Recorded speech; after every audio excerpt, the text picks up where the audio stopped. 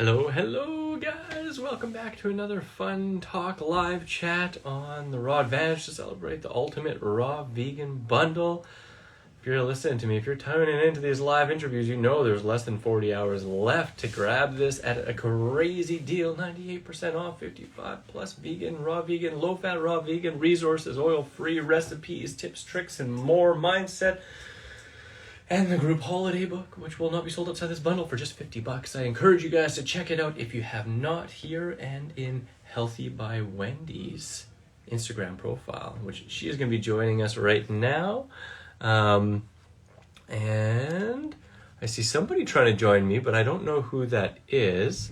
So I'm waiting for Healthy by Wendy. I'm just going to make sure here that she comes on, and we're going to be going into a fun subject today, talking about winter food in Europe and energetic practices that complement the raw vegan lifestyle. So it's going to be a lot of fun. I know that's something that Wendy is really well versed in, and I'll just let you guys know that me and her first met out at the UK Fruit Festival, beautiful festival out in the England area, of course.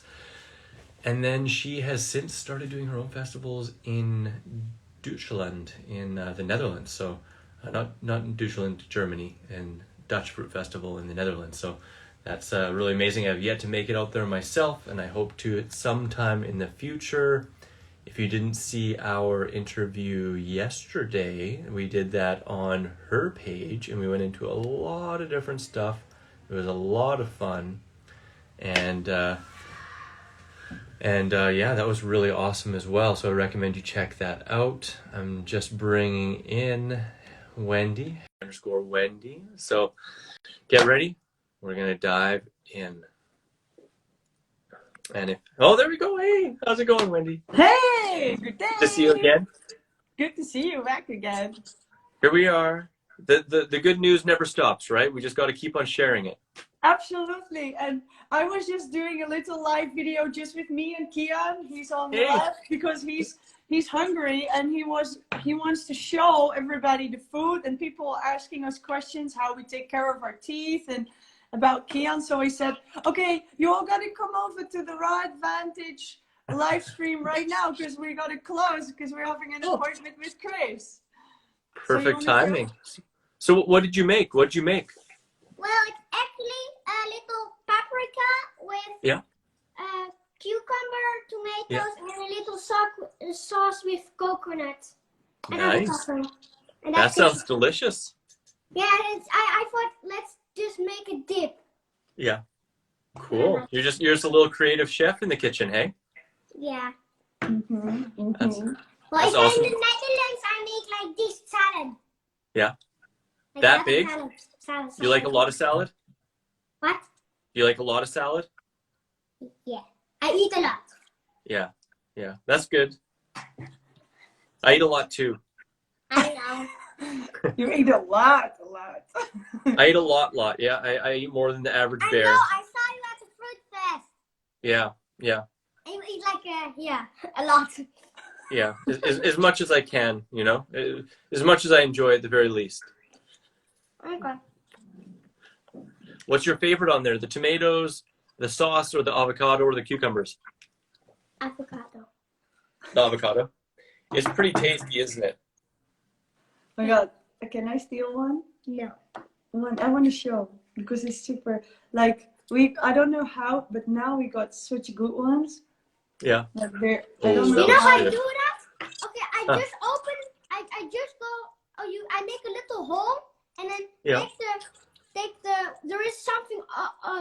I like a shell. Yeah. And you can just break it off, and you get this, and you cut it in pieces. You get that. I think that maybe you're going to need to make a book for the bundle next. No. No. Let's start learning to write, maybe. Yeah. But if you can write, you can make a book. I don't like books. And then you sell the book, and you can buy more Lego. Yeah. If I There we read, I go. want a whole studio of Lego. Yeah. Just got to dangle that Lego carrot. There we go. That's the secret, right? Just finding the motivation. if I'm big, I'm just gonna buy a studio. Yeah. And put hundreds of Lego in it. Yeah. And I say, come people, come play Lego. And I just make a city. Yeah, you make Rafigan City's new line of Lego then. Or like a ship with fruits on it. And that makes me want to make a fruit big, ship, a carrot ship. A fruit ship. Carrot ship. With a banana bow. Now you got him, you know. He's going crazy now. I want to see it. I want to see it. That'd be really fun. I want to make a banana out of Lego, like a, Lego banana. Oh, it's disappearing. I still want to show what you were doing. Look, handdoekje halen. So I'm just sending him for a napkin because he's using his clothes as napkin now.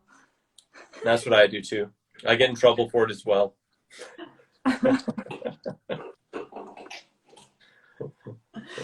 So we're already sharing what we're eating in winter. I guess it's the same as what we're eating in summer.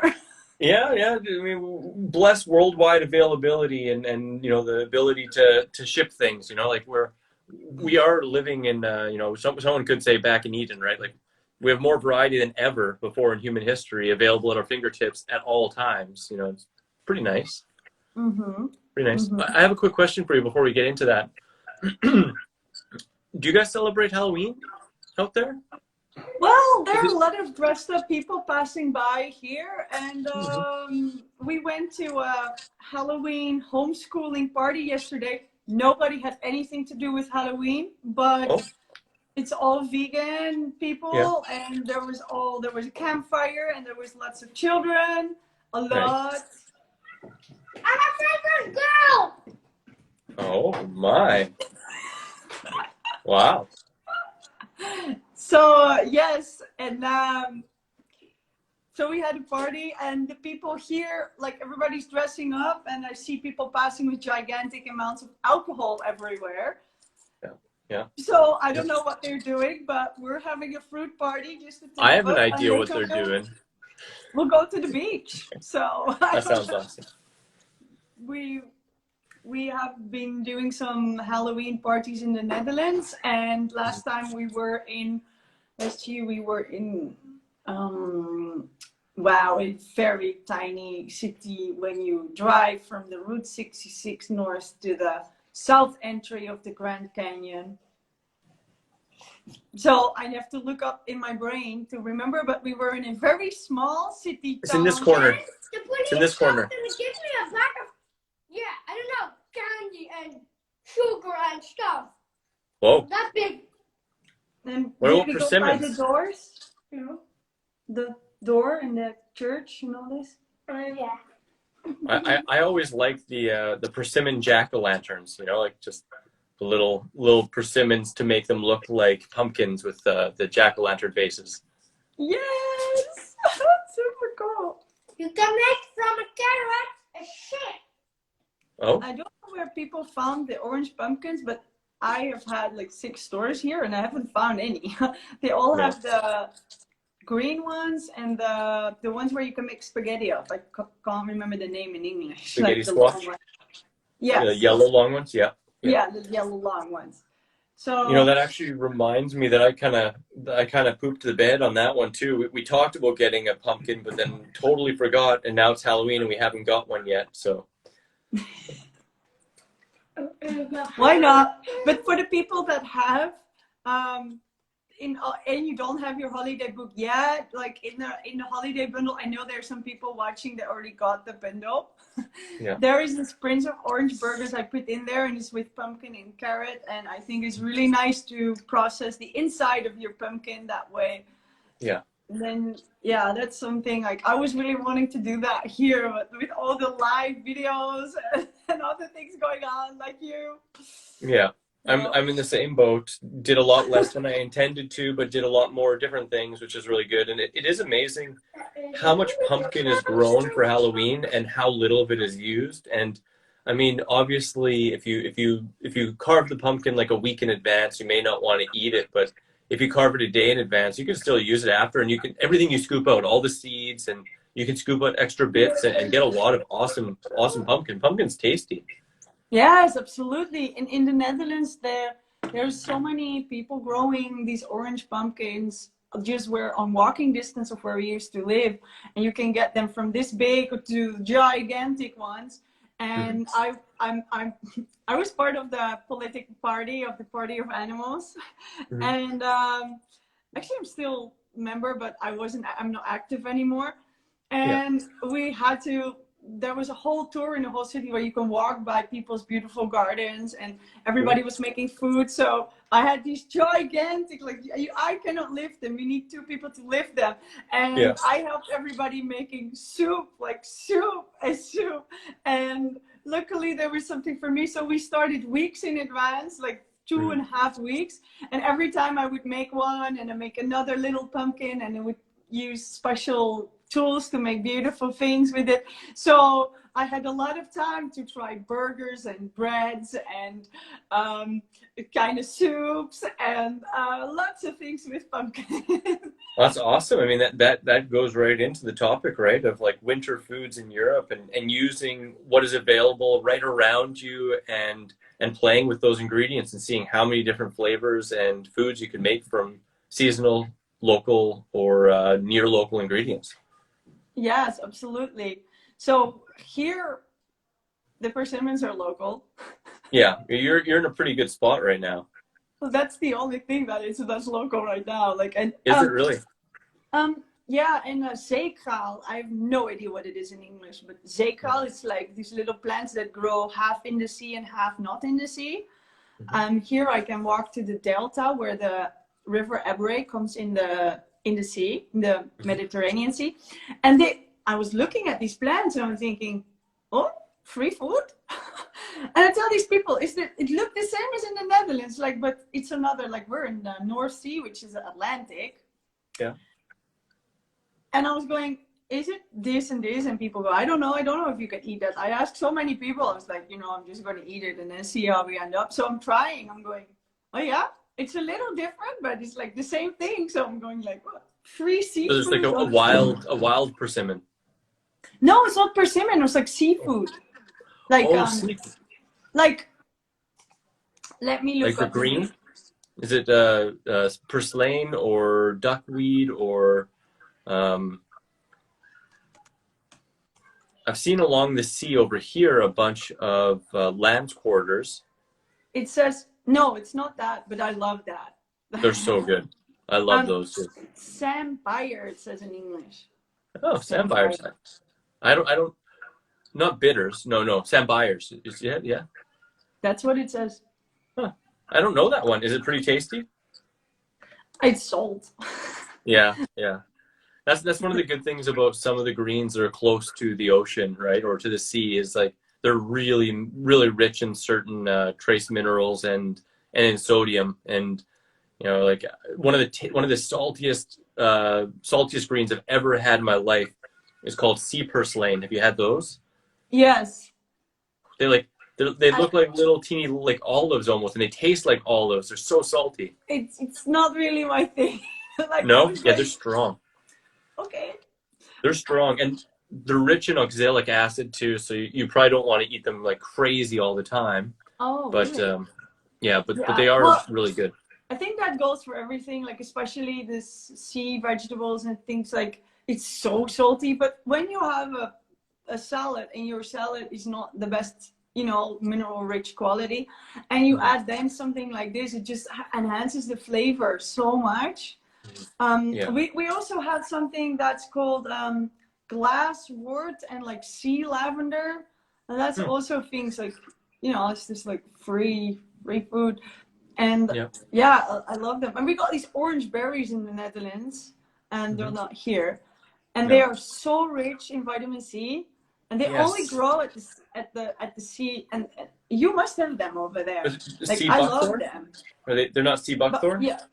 Buckthorn? Yes, I think. Yeah, they're so. Really, really strong, but really, super vitamin C. Like I think like one of those is like a couple oranges kind of thing. Yeah. Yeah. Those are fun. You throw a handful in your smoothie and boom. Yeah. we're good to go. Yeah, that's a little bit sneaking in the secret health, you know, the superfoods from your garden into your daily meal. Yeah, I love that. Yeah, absolutely. Yeah, cool thing, I know some gardeners too, what they do is they get like those sea vegetables and seaweeds, which are crazy rich in certain nutrients. But again, they can actually, I mean, obviously certain seaweeds you can overdose in iodine, or you can overdose in certain nutrients in them if you eat lots of them. So all they do is they take those and they dry them, and then they pulverize them into a powder, and then they add that to their gardens, so that the produce they grow is even more mineral rich and imbued with that iodine and other stuff that is found in the sea. Yeah, I know that. Yeah.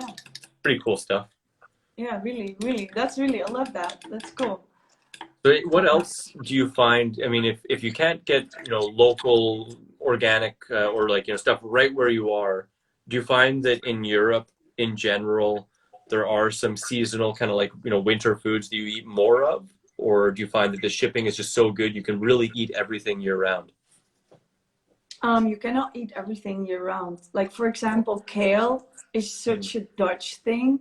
Like in the other side of the planet, it's all, you know, in, and everybody's like, ooh, kale is good. And I'm like, oh my gosh, kale. Like, everybody in the Netherlands grows up with that. It's like the most cheapest winter food for all the Dutch people, and they eat it cooked with potato. Yummy! Or actually, you don't cook the kale, you cook the potato, and then they put that all together, and then and they feed you that like December, January, February, because that's basically the only thing. Or Brussels sprouts, they steam them. Yeah. So when people go into the health and you see people from around the world like, oh, kale, I'm going like, oh, no, kale. Like I ate too much of that in the first years of my life. Yeah. So, and kale can be tasty when it's like really fresh and young, but like when it's old and like it can be just like not that great sometimes, you know, especially in the grocery store. Fiber in it, so it's when it's dark and it's growing high, it's just chewing is forever. Like, so yeah, I'm not really a big fan, but that's something in Netherlands you can have. So here, actually, where we are now in Spain, I'm kind of missing my winter foods of the Netherlands, because I can go to the market there, and I know that in Netherlands all the root vegetables are doing amazing right now. Yeah. And the cabbages and the kale and the beetroots, and like we got like turnips and I don't know what pastinak is in English, but like things like that are just really going. And then people are like pumpkin, and I'm like, oh, don't want to go to like a special store far away, which is like a supermarket which has a pumpkin from who knows where, that's been on the shelf for who knows how long, and then eat it raw. No, I don't want to do that. I want one that's pretty fresh. So here, a 40-minute drive, there is an organic farm, and they experiment with lots of different fruits and vegetable varieties that are not common. So they are experimenting here to grow all different kind of things. So there is always something interesting there, but it's not like I want to go there every week because it's super far driving. Yeah, understandable. We got some, I don't know if it's romaine lettuce, but maybe you can take the lettuce, Kian. We got this really high, strong lettuce. It's not as pointy as the romaines that you might know. They're more round leaf. And they're very tasty, and they look very fresh. Like they come right off the ground. I got the beetroots here. They brought them in a mini store, like a fruiteria, and they look like they were just coming out of the ground. So I took them. And also celery, so could do that. This is not very special foods around here in Spain. I'm still experimenting, but you know, there is like, I know where I can order like avocados, organic avocados, and platanos from Canary Islands, and I can order, we just ate our papaya. I mean, it's just from Canary, like it's just close, and it's so tasty. When I was in Netherlands, I was like papaya, but that's because they're just the wrong papayas. They're not tasty. You have to get the right one, and then oh my, like now I'm like, give me 5 of them. But It's crazy because it's so often the most commonly cultivated fruit for shipping, like papaya, like the Caribbean red, or like mango, the Keat, or Tommy. Like often they are by no means the tastiest of that variety of fruit. They ship the best. That's really it, right? And like the Caribbean red, for example, which is usually one of the most common papayas shipped around, many people describe it as having like slight tones of vomit. You know, like it can be tasty for sure, but it can just taste a little bit weird. And then you get like a really good quality like strawberry papaya or watermelon papaya or like solo papaya. There's so many varieties, and they'll blow your mind. You know, they'll just completely blow your mind. Yeah, and also I think also where they grown and how long. If they are been on a ship for 6 weeks, it's not going to be very fun. Yeah. Look, this is my favorite game. Oh, Little Big Planet. I've heard of that. Yeah, I've heard of it. I've seen that game before. My brother played the first one. I love That's it. a cool game. Great. That's fun. It's number 3. You'll get like some insight Show and tell. in life, right? Yeah, exactly. Never a dull moment. Never a dull moment. And you have an airplane. That's awesome that you're able to get those. You know, I mean, it is really wild because I think a lot of times we like to make things black and white and be like, you know, like local, close to us, good, and far away from us, bad, you know, but like it's not always that way. And, you know, there's actually been pretty crazy studies. Like, I believe it was in Sweden, they were showing that the footprint and the resources used to get local asparagus, I believe it was way worse getting the local than getting it from like 3 countries away. Because, you know, growing conditions and water needs and other realities, like, it's not always cut and dry, but yeah, it's awesome we have the availability, right? That we can get stuff from other places, because we'd have a heck of a lot harder time living in Europe, you know, 100 years ago trying to be raw foodists. Oh, absolutely. You would be eating kale every day and cabbages only. But I think on the other hand, you would be super healthy because all the weeds that grow in the Netherlands, like here, nothing really grows because Spain sort of chopped off everything to make the bullets to conquer the world. So a lot of places in Spain are dead dry land. But in Netherlands, that because it's so rainy, weeds grow everywhere. And they say it's weeds, but actually it's medicinal herbs. Yeah. And you can just eat them for dinner. You can overdose on those because you will be like 20 times full before you even reach a minimum of toxic amounts. You know, like you will not ever overdose, will be more healthy. So I do think that if you were 100 years ago, you would be super healthy. I know my grandma, she made everything from scratch, and her family, and that they didn't have any money to buy any meat or so. And they just also depending on when somebody has a full grown person, you know, like somebody just has one in their house. No, it sounds silly, but it was really like that, like farms and the animals just live next to the people. Yeah. And they have such good genetics and such good, like they're so strong people because they had to eat the raw food that grows on their land, and they weren't thinking about eating raw. They're just thinking about, okay, it's healthy, it's growing here, we make salad every day. And they're also cooking some food, but you know, natural. It's so different than where we're coming from. Well, my grandpa and my grandma, they had before like when there were like everybody was fighting, they had a cow and they had an apple tree. Right? Yeah, okay, he's talking about when my grandma was in World War II. She always explains what they were eating, and especially in the hunger winter, and how they did that secretly and hiding from the Germans and all that. So that's intense. That's so intense. I mean, I know the secret. But she shared, when you ask her, she shares about that, and it's just, wow, I'm just hooked for an hour to listen to these stories.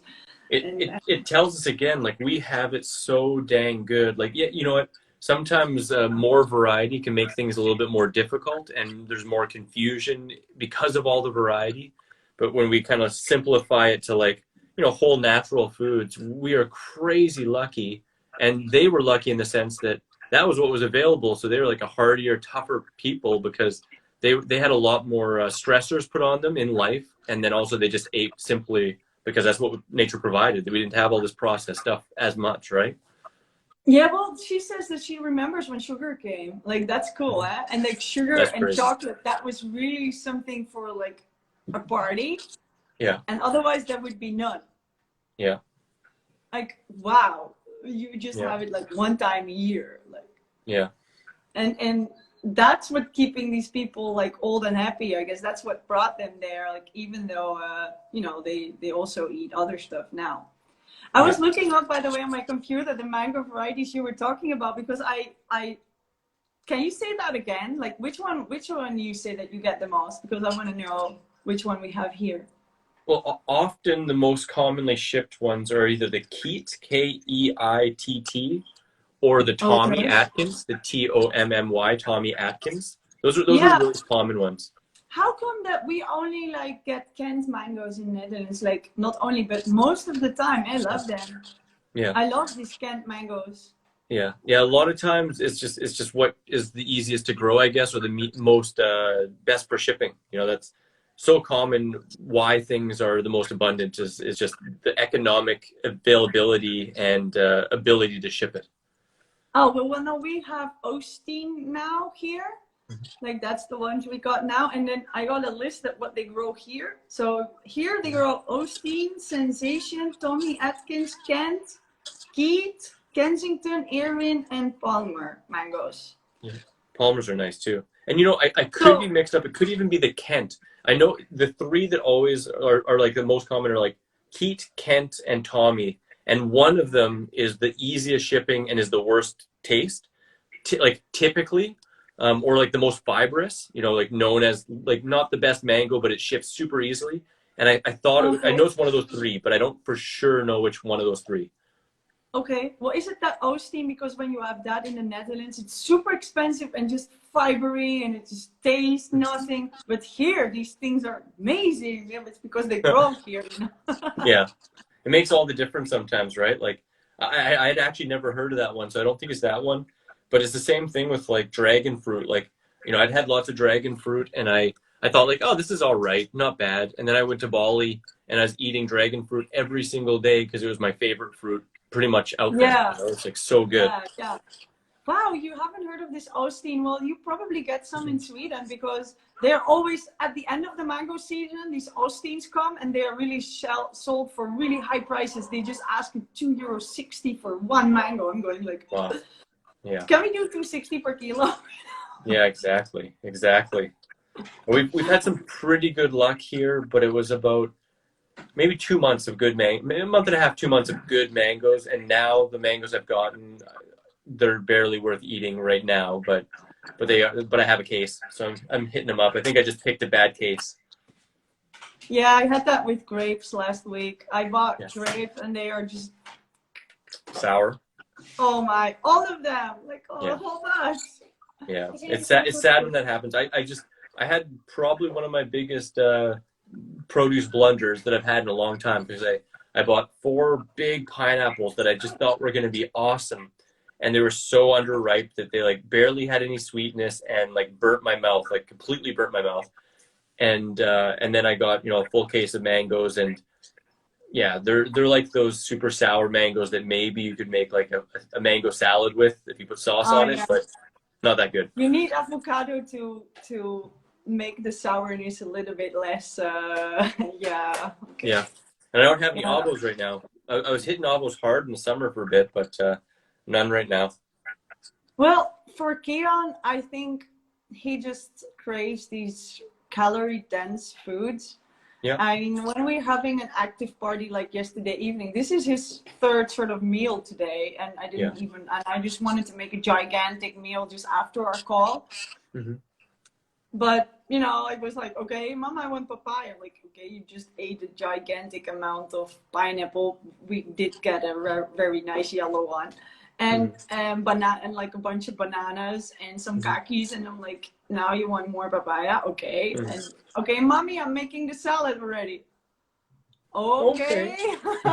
When you have him like an evening, I think we went there at 8 until 12. Trampoline, running, you know, then wow, he eats so much food, like more than me. So High buzzing, growing and buzzing, growing and buzzing. So without avocado and banana here, you're gonna have a tough time with him because yeah, I just want to make a really nice dish this evening. It's with pastinaak as well. You know this? It's from the Sure. Which one is it? Scandinavian. It's called pastinaak. So it would be like a parsnip, but they're different kind. You know this parsnip? Yeah. Oh yeah. The white kind of carrot looking guy. Yeah. So I was gonna make a really nice with that this evening with aardbeertjes. It's like, what do they call it? Jerusalem artichoke, I think. Yeah. Okay. Yeah. It's so nice, and then I grate that all together, and I add a beetroot, and I grate that, and then I mix it all up, and I love some grapes or raisins with that, and then that's one of my favorite recipes for very fall and festive. Yeah. That's something like it's in one of my first recipe books. And I have a lot of these roots in there because it was December of 2018 when I started writing the book. Like, it's full of winter food. Yeah, that's perfect. I eat a fair amount of roots too. Beets are probably my favorite. And beets and carrots, I'd say, are probably my two favorite roots. But whether it's like a kind of like a coleslaw, kind of like you're mentioning, or a borscht, or even throwing a beet into just a sauce. I love throwing them in there to thicken. Like if I'm making a tomato sauce, just throwing a whole beet into it, and it makes it really thick and sweet. Like such an earthy, kind of dense, comforting food. Yeah. Well, if they're grown in the right earth, the taste also is so much better. They can be really sweet, or they can really taste like, oh, I'm eating sand. Yeah. And I noticed that you only have to know where you buy it. And it same goes for this root, that's the parsnip. Yeah. Like if I had it when I was going to my tour in from Los Angeles, when we went from Los Angeles to Miami. Yeah. And I was, let's make something, because it was winter and I saw it somewhere and I was going, okay, well, I don't really like it. That's so much, like it was completely something else. And it also looked a little bit different, but they really come from the north, like the Scandinavian countries and Denmark and Netherlands. And so now you're there, you should maybe give it a try. Huh? Yeah, because I have used parsnip in the past, but it's probably been a decade since I've tried it raw. And before that, I used to, like, my mom used to always make like parsnip and turnip and like squash, kind of like melodies and stuff like that, like baked them, right? And those used to be like my favorites. Like if I was going to eat cooked food, I'd be eating loads of root vegetables and squashes and sweet potatoes and stuff like that, and broccolis and all those kinds of things. I think those are incredibly nourishing, great foods for people who want to have some simple cooked foods. And I always enjoyed them. I mean, I just got to try them raw, especially like you're saying, like if they're even tastier here, because we just had like grocery store stuff basically, right? So. Yes, you don't want that. You really want that. You really want them from your own garden, or just like within a few days from the harvest to the eat. If it's longer than a few days, they're really getting tough, and there's no liquid in it. The taste goes down a lot. Yeah. So I would really like just take one from the ground. That's just, for me, when I would see it, I would just pull it out, wash it, and eat it like that, because it's so nice taste. I don't really looked into the chemistry, but I am convinced that it does something when you put it in the fridge, like something not so tasty. Yeah. Some things definitely do, absolutely. And I mean, it's good for Mario. In Mario 2, they're picking parsnips and turnips, and they're doing great. So yeah, they look different, right? Yeah. The pictures I've seen, they look different than what we're getting in the Netherlands. So, how about things like this? This is a herbal infusion. Do you do that in the winter? Sometimes, yeah. I've had some where I don't at all, and then sometimes where I do. Camilla loves teas, and so we got lots of teas here. So if she's like, "Hey, do you want a tea?" then I'll have some tea. And I think I had one winter where I was like super into chaga. Which I love the chaga. And then also when I'm out in Costa Rica, which is kind of funny because that's like I guess it's the winter, but it's hot, right? So we're in the summer, the heat. They had so many medicinal plants, and every single night they'd make teas, you know, and I drank like a liter or two of tea some nights, you know, while I was out there. So yeah, Well, I I enjoy just it have to sometimes. Yeah. say that chaga, I don't know what it is. No. Oh, chaga is awesome, and you can collect it out here. I'm sure you can collect it there. It's a medicinal mushroom that grows on birch trees, and it's actually like a parasite, but it just looks like a big brown kind of like growth on the side of birch trees. And I know there's a lot of birch out here in Sweden. I don't know if there is much in Yes. Netherlands, but Okay.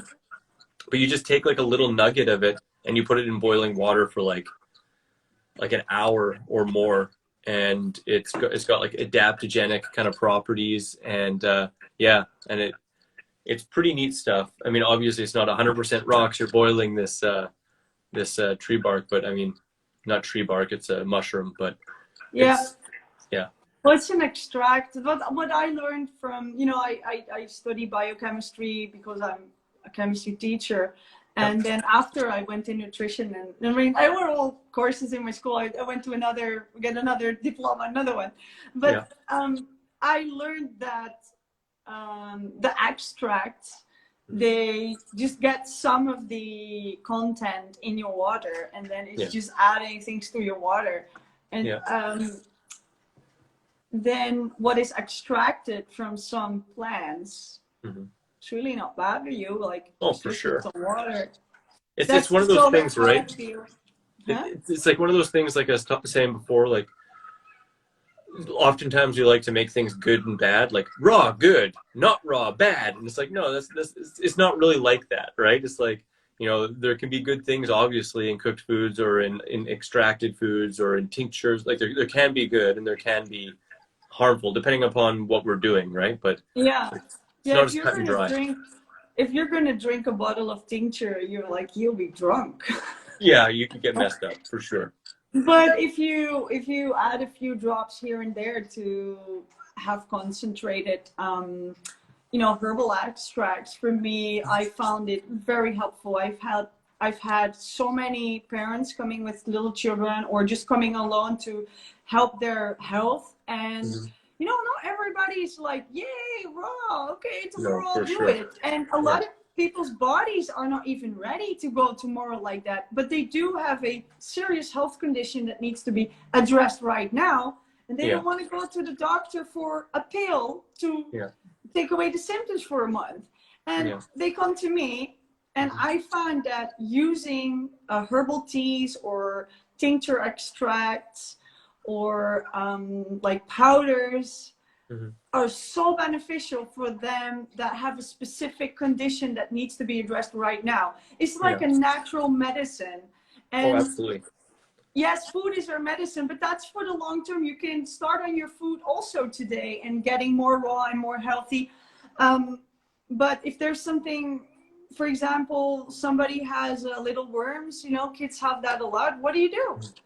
There's no grapefruit right now. They don't have any grapefruits organic with seeds or an angel juicer to put it in. Look, I have that. I have this possibility to buy a ripe grapefruit with seeds organic, put it in the angel juicer, 3 days, problem is gone. They don't have that. So I advise them to have this pau d'arco, which is lapacho bark, and boil that for 5 minutes and drink that, sip that throughout the day for 3 days. And maybe have some grapefruit seed extract, which is basically somebody else juiced the seed and put it in some alcohol or glycerin, and you just a few drops in a kid's drink, stuff. And it, you know, no more worms. And yes, it has to do with the self-confidence of the child if you have this. But Keon has had it. He's been raw since forever, and it was in a period where he was emotional. Does it mean that I want him scratching all the day and putting and eating it back? No, I'm giving him some of this stuff to, and maybe it's solving the symptom, but I think that in these cases, these plants are they're a gift from the universe to us. Absolutely. I think that's the planet is growing this for us, and I think why not? Like, I don't see anything bad in that. No. Would be different if you're just eating junk and go like, oh, okay, I have a fungus, let's just do some drops. That's different. Yeah. It's a different approach. That's not really what I'm advertising.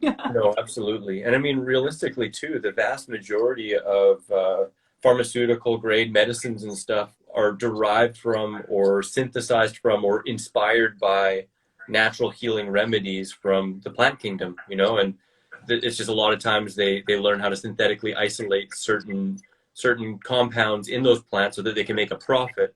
And there's been like a hushing and pushing down of natural, time tested and true remedies, you know, from the plant kingdom, you know, unfortunately, right? And like you said, like if you're living a really well balanced raw food lifestyle, you may not need those so much. But if you're living a lifestyle that is out of balance already, or you come into contact with some external circumstances that are extremely challenging, then those things can be a God save, right? Like they can make or break someone's health or wellness, or, you know, like it is kind of paying homage to Mother Nature more, and understanding that there's so much beyond just food plants. There are more potent plants that can, you know, can provide us with certain nutrients, or can in a way stimulate or instigate different healing actions in the body. Yeah. And I really agree in this. And can I share something what happened with Kian and me? Yeah, for sure. We had thrush with him. Mm-hmm. And I know that I had this yeast on my skin because I had some color differences, some spots, and I asked the doctor, like, what's it? He says, it's okay, it's a yeast. I said, it comes and goes. He says, it's fine, you know, nothing. Does it hurt? I'm like, no, I just want to know what it is. Yeah. And they found out that this yeast is the same kind of yeast that makes the thrush, the white on the tongue of the baby. Yep. And that this can, like, that's a candida. Mm-hmm. And that goes, if you swallow it, it goes in here and it goes in the whole intestine. And if you have bad luck, like Kian and me, you're full of mercury, your mucosas are really bad, and you don't know all this stuff, and you're trying to eat like raw food, and you're eating super healthy, it comes. It's not fixed in a day. And I tried this Lapacho as well, but it came back 5 times until I was like, again, and it hurts, you know, it really hurts as a mother breastfeeding, and it just hurts when your baby's trying to drink while you have it, and then after you get these stinging things, like it's because there's this yeast inside your blood. It just goes in the mouth, in the mucosa, in your intestines. It goes through, it just absorbed in your blood, and then the blood comes here, it makes the milk for the baby, comes in the baby, and you're never getting rid of it. And then you can put, you know, micazolal cream on your baby, or eat that. Oh, I had, like, they gave me that in the pharmacy, and I was just like, okay, I'm not going to give this to my baby, you know, I'm just going to try it myself. So I took that. Yeah. And I did like that. Oh my God. Horrible. It's super bitter, or what? So much pain in my stomach. Like, oh, it hurt. Yeah. I was like, and you're supposed to give like 10 milliliters to your baby. I was like, right, not doing that. Yeah. So, but I was having this problem, and I want to continue breastfeeding, right? Like, I don't want my baby to be in pain, because you can see it also, like, what's come out the other side in a poop, like, ew, it's just all is inflamed, and the whole bum get inflamed, and your baby get reflux from it. Like, it's very painful for a baby. Yeah. But you drink this powder aquate, I drink it, and I do some with the same pipette, some drops after the feeding in his mouth. 3 days, he's gone. But the symptom is gone. But I quit after 5, because they say, okay, do it longer. So I quit after 5, and then came back. And the 5th time was like, okay, I'm gonna keep drinking this stuff. Yeah. Until you get all that. Because I looked up like the growth cycle and all of this, and like how long before it continues, and that it's really not producing anymore, reproducing, and and I mean, then it just went away and it never came back. So in this case, I had, you know, the choice of being in pain and having my baby suffer, going to the doctor using some chemical, or using some natural remedy. Well, natural remedy all the way.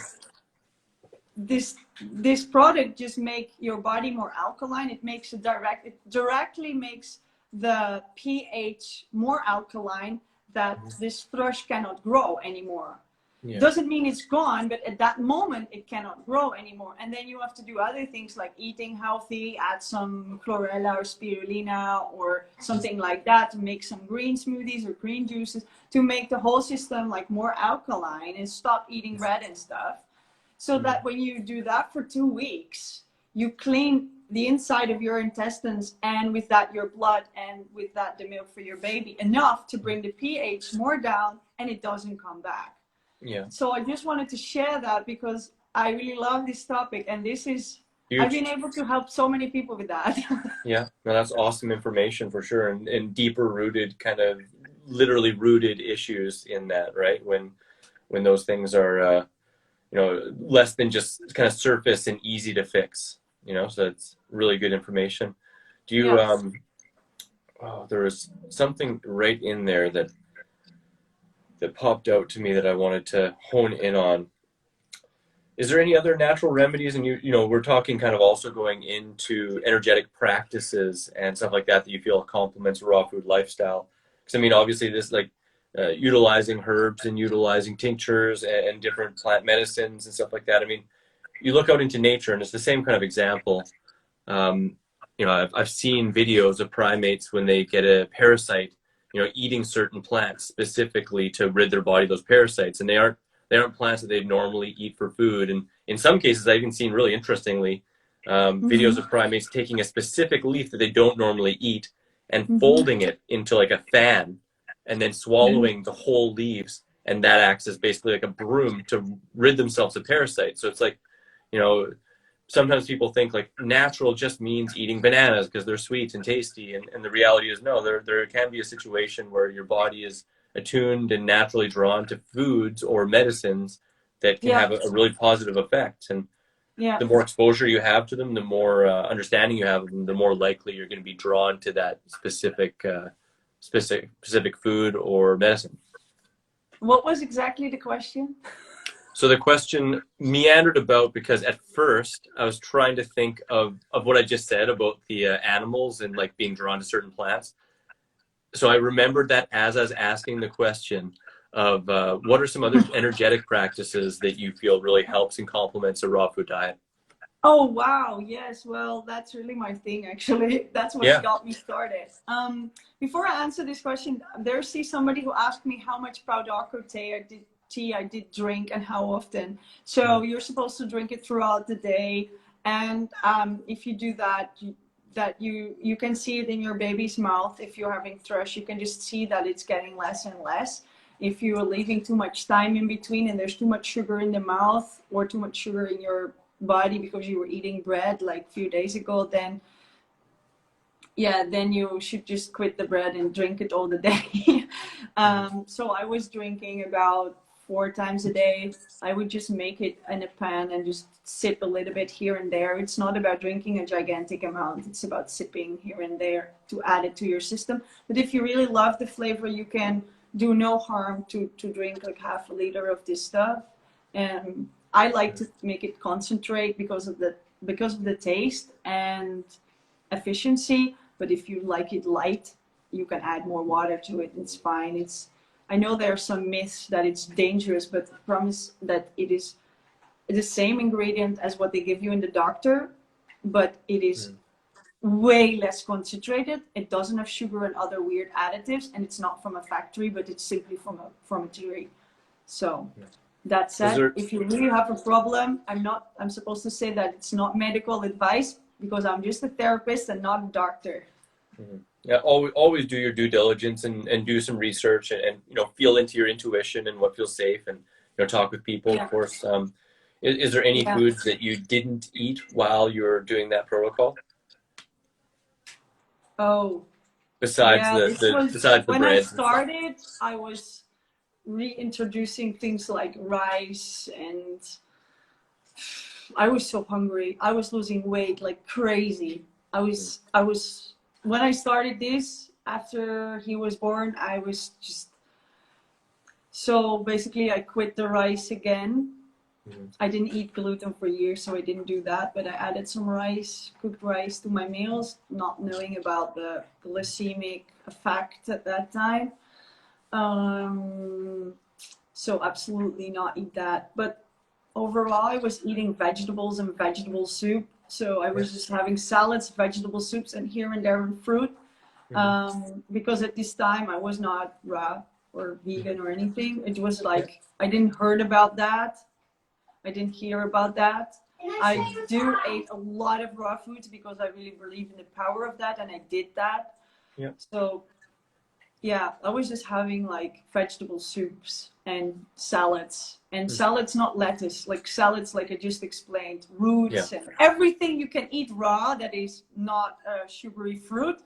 I added the fruit sometimes to my salads, and dry fruits, and not nuts and seeds. I didn't eat that. Maybe I should have done that. I wouldn't have lost so much weight, but so yeah, that's the things. So, and about your energetic question, I also work with very high diluted herbs and everything that exists actually on the planet, not just the herbs, like different kind of seawater, different kind of rock water, different kind of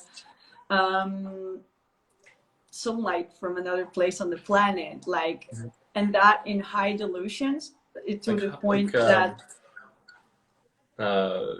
what are those called? I just had it on the tip of my tongue again too, where it's like the pills that have like the slightest shadow. Homeopathics or no?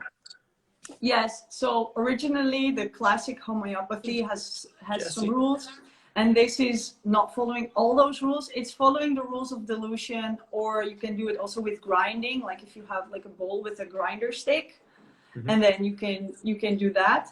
And I'm using that a lot. I've always been gifted to pick the right bottle or little globules from a gigantic amount of shelf with, how do you say that? Like if you have a shelf with all different kinds of them, I've always been gifted to pick the right one.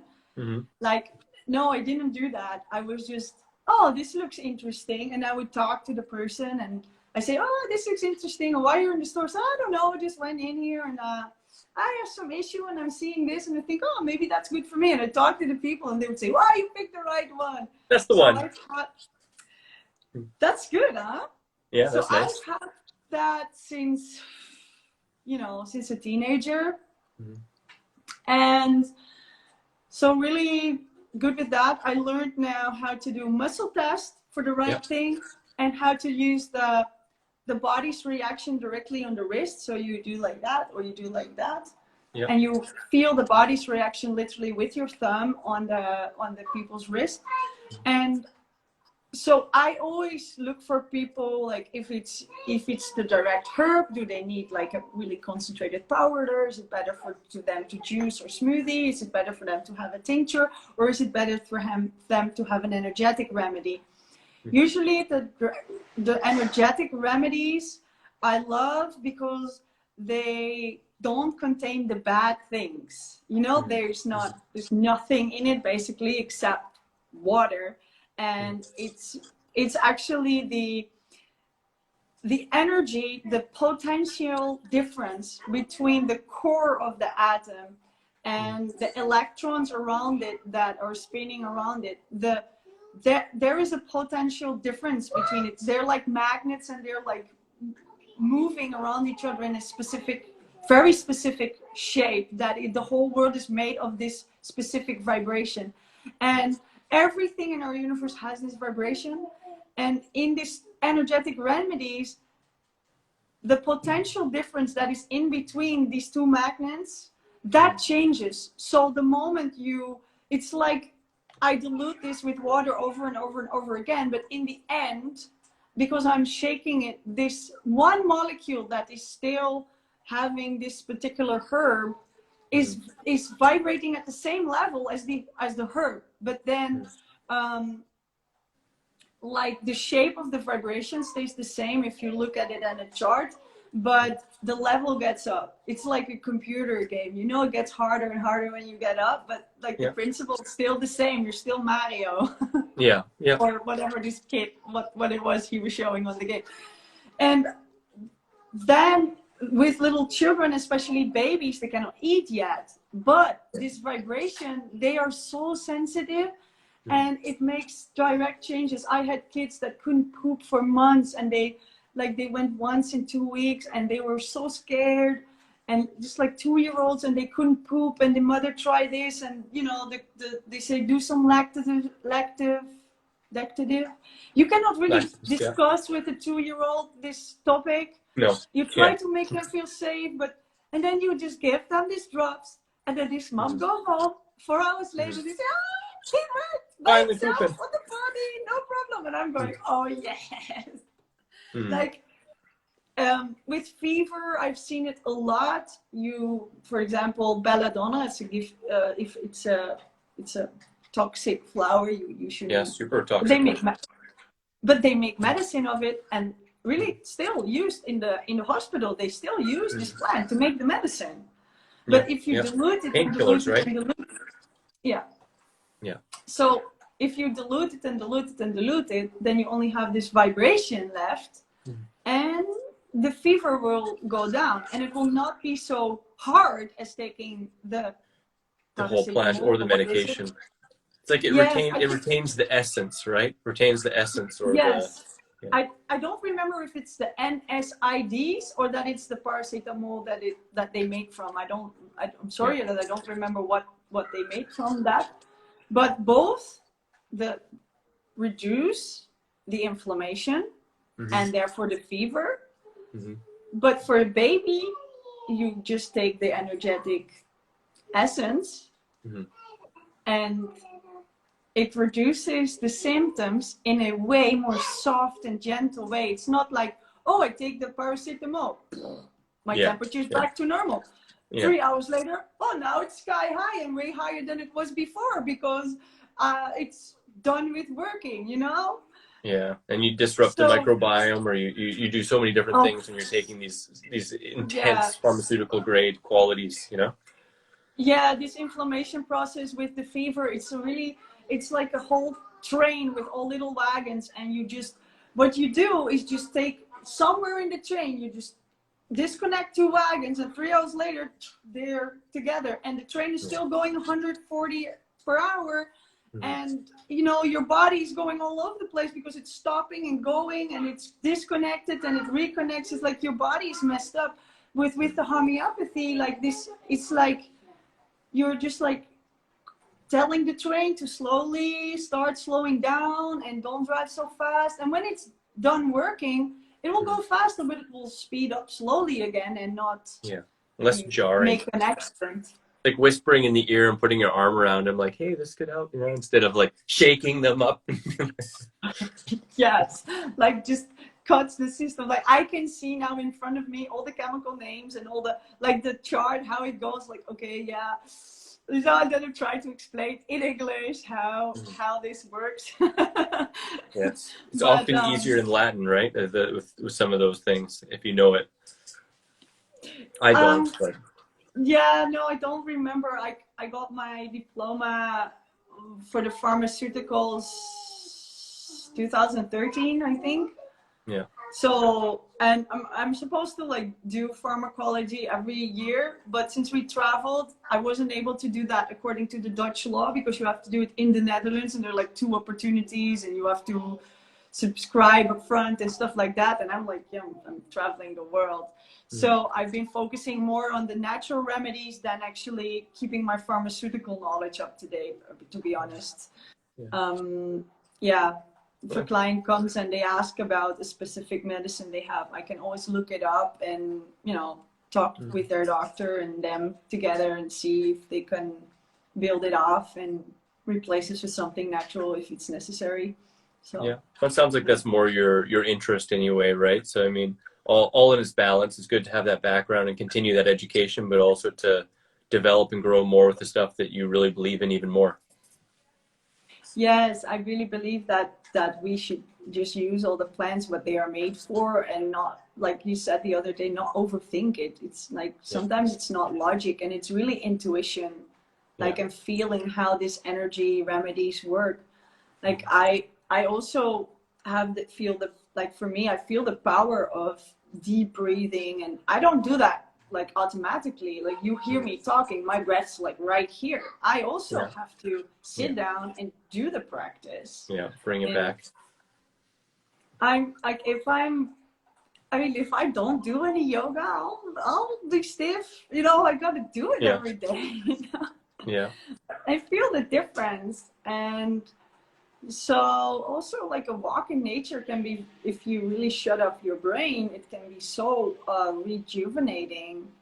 And you really pick, like your body's aura demagnetizes. It's just, is getting rid of this high electric vibe with all the electric components and the vibrations of the concrete. Did you know that there are chemicals coming from the wall?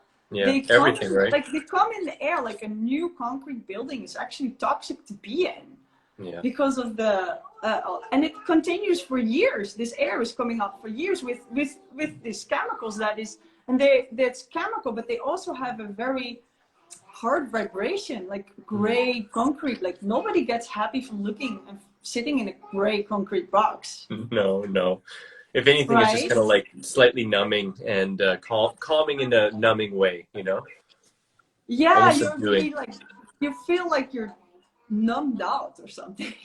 Yeah, it's pretty sharp. It's a pretty sharp, you know, and it's like, I think then we're wearing, you know, sunglasses and rubber-soled shoes and stuff, and just like you said, you know, like when we can get our feet into the ground and be out in nature, we're getting the fresh air instead of stagnant air, and has that positive ionic exchange between the earth and the plants and the fauna and all the things you breathe in, which are actually beneficial and, you know, benefit all the microbes and all those beautiful things. It's it is so much more. Yeah, it makes me want to breathe really deep and go out to nature right now.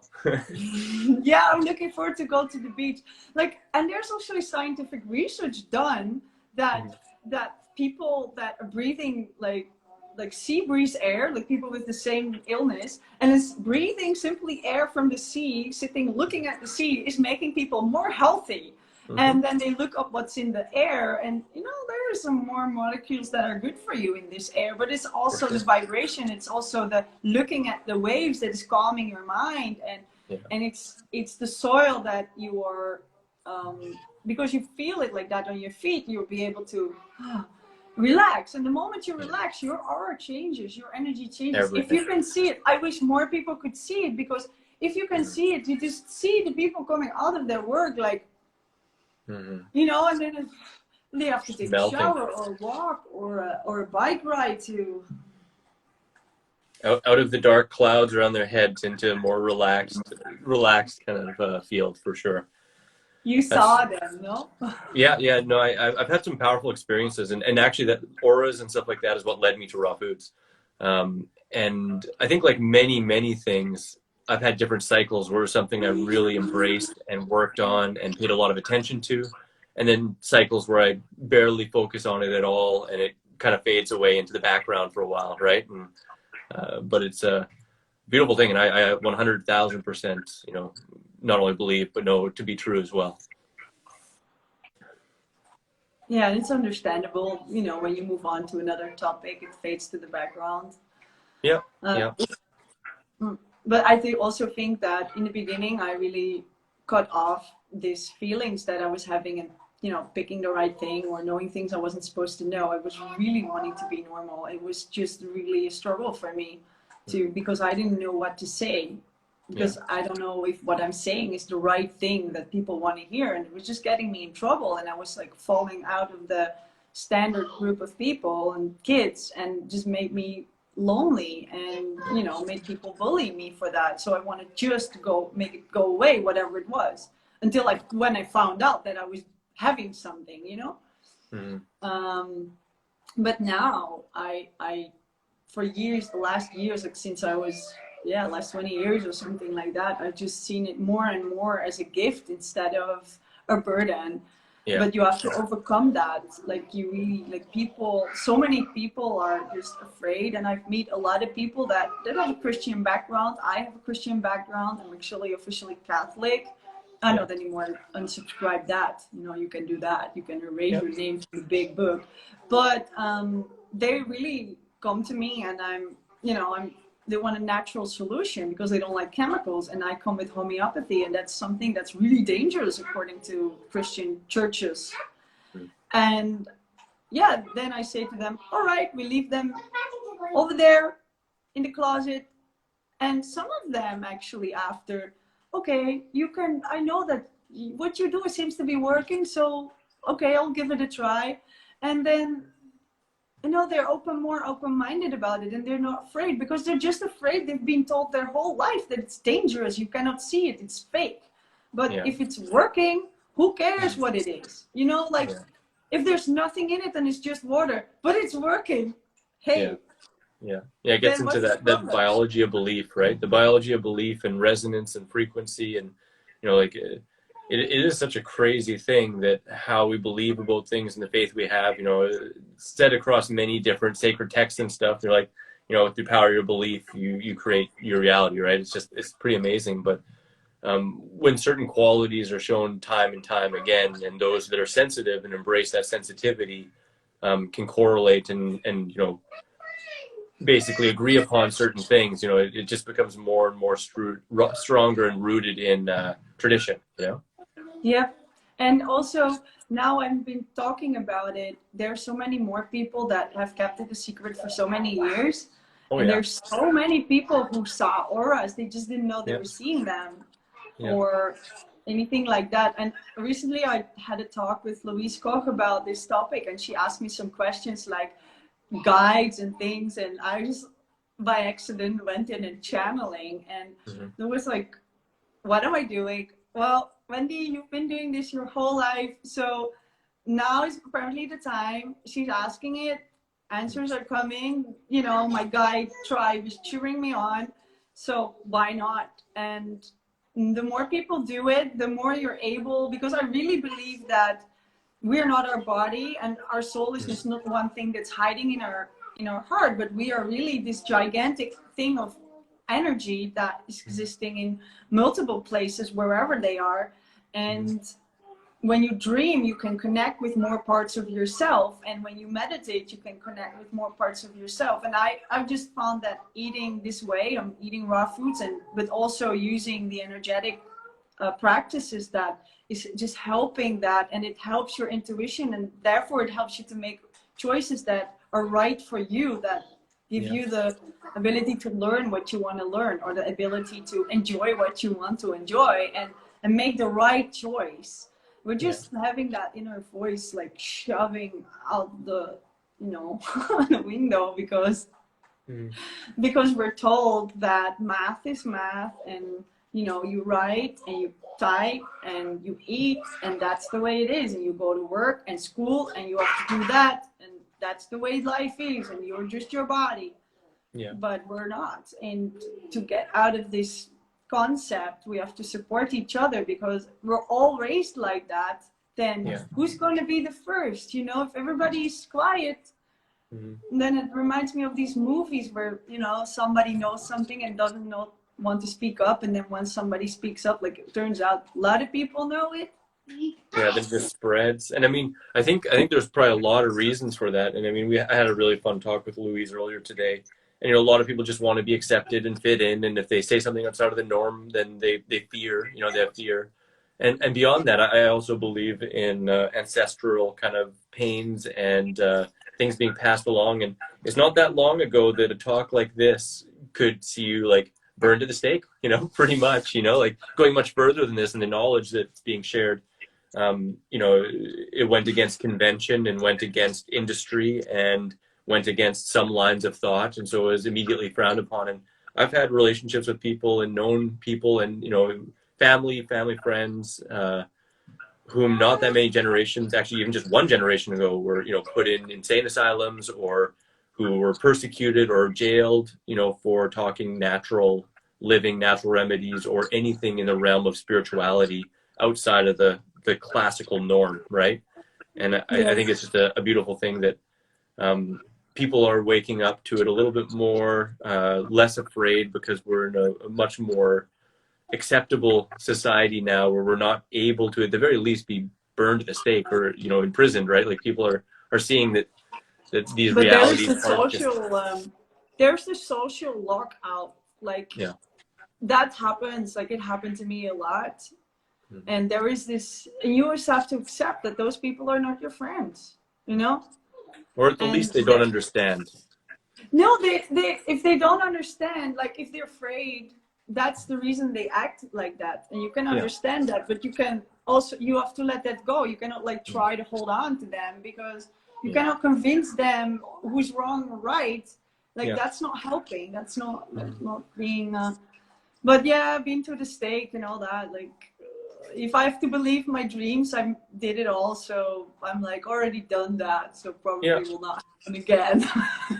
yeah, exactly. No, I hear you. I hear you. All in its time and place, unfortunately, but we are in a powerful place right now, I think. And, you know, just like we talked about before, like, you know, being yourself and honoring your sensitivities and following your intuition, and all those things just pay off in spades in living your highest life, and sharing that to others and giving that example to others.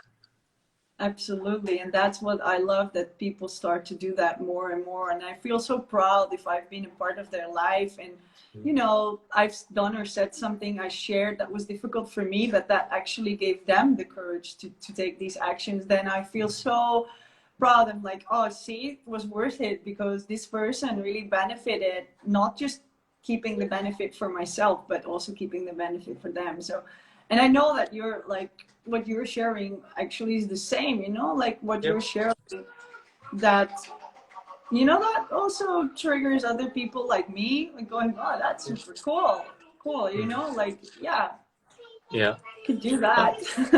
Certain people, right? It's just everyone can hear something 100 times, and it's not until they're ready, or until it's brought to them in the way that resonates, that they're going to take it up, right? And I mean, all we can do is continually plant seeds, you know, just live our life, and by living our life and being authentic with it, we are continually planting seeds. So yeah.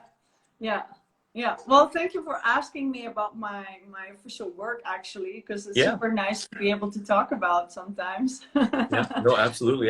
Where can people learn more if they want to get in touch with you, or, you know, because obviously we have your book and the Ultimate Raw Vegan Bundle, which we want to mention one more time, and I recommend you guys grab the bundle in healthy_by_Wendy.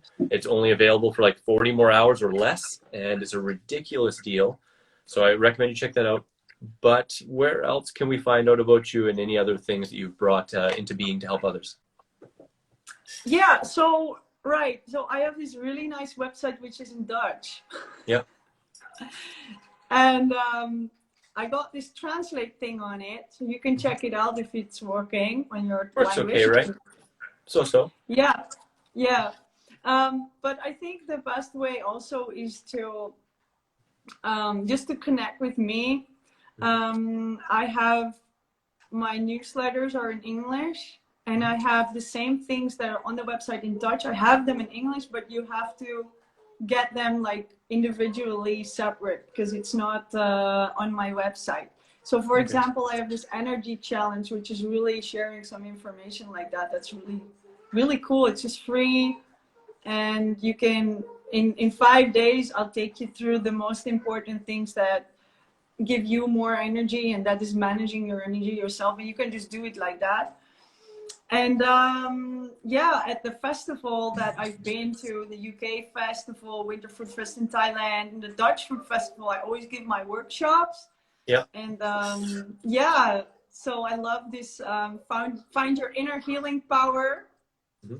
I love that. And until now, everybody's able to do it. So some people take a few days more than the other one, but we also got an advanced Unleash the Healing Power, and I'll just teach you how you can feel the aura of this person next to you, and how you can feel your own aura, how you can feel the blockages, let's say that's called the weak spots in your own energy, in or outside your body, and how you can fill them up, and all of this, you know, you can do in about 2 to 10 hours. So 2 to 10 hours is all it takes for me to learn you how to do that. It's really, I haven't had anybody fail it. It's really easy to do, like riding a bike, but you first have to learn how to ride the bike. Once you can do it, you can do it. Yeah. So I really recommend people, if they are interested in that, to do that with me and to come to any of these festivals where I'll teach this workshop, or try it on your own in the allergy challenge. That's always that. And if you want to work with me individually through the website, that's also awesome. I love to do that. It's, if you're in Spain right now, or you come to another place where I'm going, I love to show people, like, I just open the door and just say, look, here's the door, it's open. All you have to do is go through the door, and that's all I do. Yeah. You know, I'm just showing them, look, here's the door, this is how you open it, and then they go through. That's all I do. I am not, like, I'm not doing anything with them. I'm not energetically doing stuff with them. I could. I can teach you how to do that, but that's not, like, I want people to find out for themselves how to do it. And it's just making me happy. It's beautiful. No, that's awesome stuff. And as I said, it's been a big part of my life too, and something I think will become more in the future. And, you know, as I said, everything in cycles, and people are interested in it. It's a beautiful thing to explore. So I have one other question, which is totally off route, and it'll completely show some ignorance that I have, truthfully. But I am curious. How come, you know, like Dutch, Netherlands, Dutchland, Germany, like what is that? Because whenever I hear Dutch, and then all of a sudden I think Dutchland, and then I'm like, no, but that's Germany, and like, but then Dutch and like Amsterdam and Netherlands, like, what is Dutch and Netherlands? I'm sorry. Somebody messed up in English saying that Dutch, they made Netherlands language calling Dutch. Like, who do that? Somebody thought, look, I'm having an English language, and I'm calling the people from the Netherlands, the language in the Netherlands, I'm calling it Dutch. Like in Netherlands, it's called Nederlands. Nederlands, okay. The language would be the country, the Netherlands. Language would be Netherlands, literally translated. But somebody in the past called it Dutch. And it's very similar to Deutsch, which is the language you say in Germany, which is Deutschland. In Deutschland, they speak Deutsch. In Nederland, they speak Nederlands. But somehow this went into English, and somebody messed up in the past.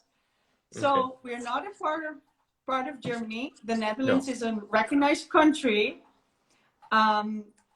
We got in the south of the Netherlands, we call it Flemish. That's the Dutch they speak in Belgium. And there it's called Flemish. But so who messed up? I don't know, but I understand it's confusing. A lot of people think that the Netherlands is a province of Germany.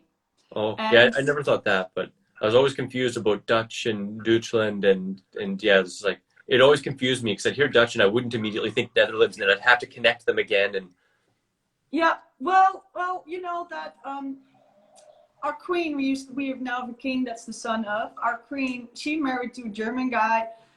Their kingdoms like all intertwined. Originally this guy came from Orange, which is now France.